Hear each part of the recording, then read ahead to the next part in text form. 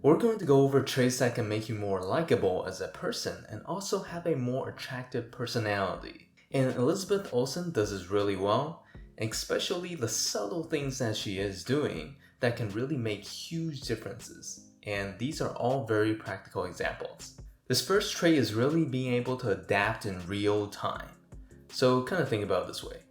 When you're talking to someone, the main goal is being able to help that person understand what you are trying to say. And the more accurately, the quicker you can get how that person is responding to you, the better you can provide information that's going to actually help you guys connect. So here, pay attention to how Elizabeth deliberately pauses to make sure that Benedict actually understood her. Sounds that come out of that show, I don't see in British film. I think it's easier to real. It's way bigger than my head. Yes. I also have a little head, but it's way... Sometimes having these small little pauses also gives the other person a chance to be able to respond to the things that you're saying. And this is really the difference between talking at someone versus talking to someone.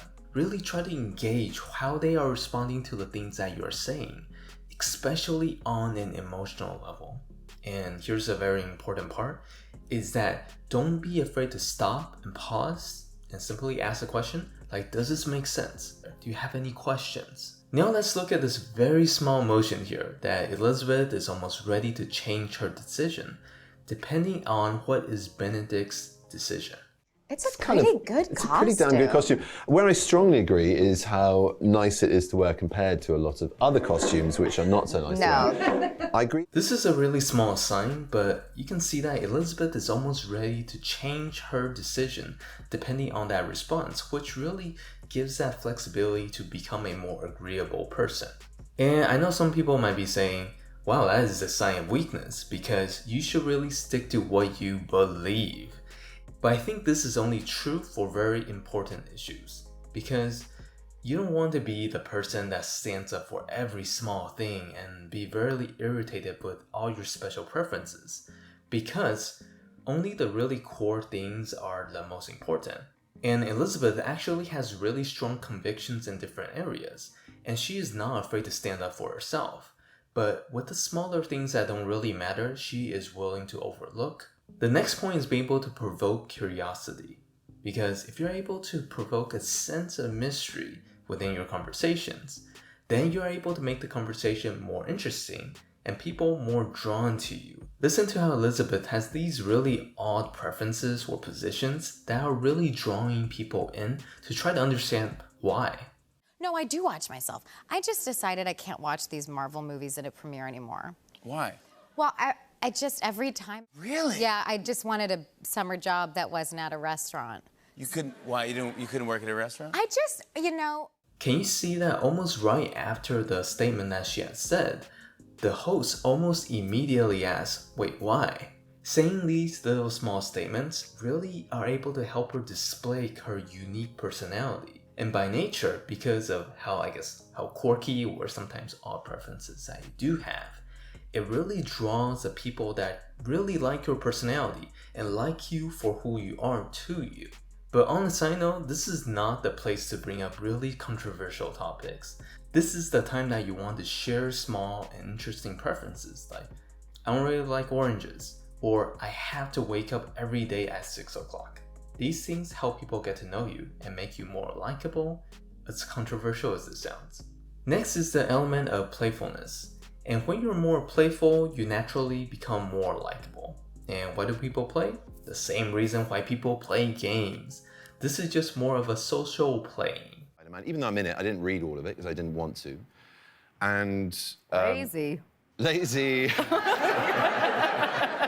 Wonderful.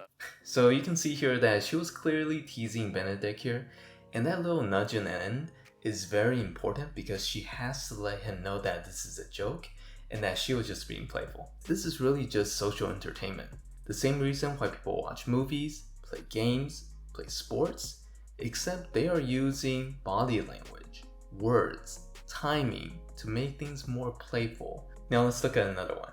Maybe that's what it was. Maybe it's all about cake. I'm starving. It's like a therapy session. Are you good at keep... And you can see here that just by simply being very passionate about something makes it very enjoyable to talk about something. So learning how to play, especially social playing, is really important, especially in your adult life. Because when we're little, we're taught to play with little games and toys, but then somehow in our adult, we become really serious with our responsibilities and we feel like we have to act a certain way to fit into society. So something small that you could do today to inject that emotions into the things that you're saying to make things more playful can just be emphasizing particular words. Like when someone's talking about something, you're like, wow, that is really interesting. Or wow, I've never seen anything like this. That little small change in emphasis really helps draw out the emotions that you're trying to express. Now this last factor that really brings everything together is really critical, and it is laughter. There's really just something about laughter. Like when people laugh together, they form bonds, you build relationships, you build trust. Laughing is also scientifically proven to help release dopamine, endorphins, on a chemical level to help you change what you are feeling right now. Look at how much she casually laughs throughout this whole interview. I think. But that's the only thing. Strongest line. But It's scientifically proven that when you smile towards someone, it increases the chances of them smiling back.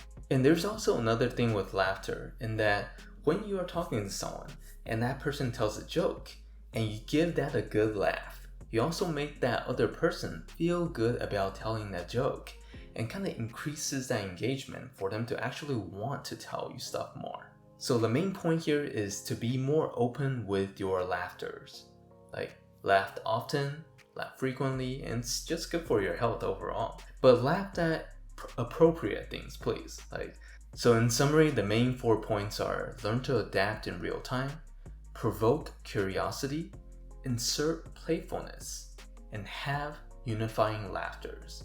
If you have found this helpful, please give this a like. And if you want to learn to be more likable in conversations, I made another video on that somewhere here on the screen. I will show it. And I will talk to you guys next time.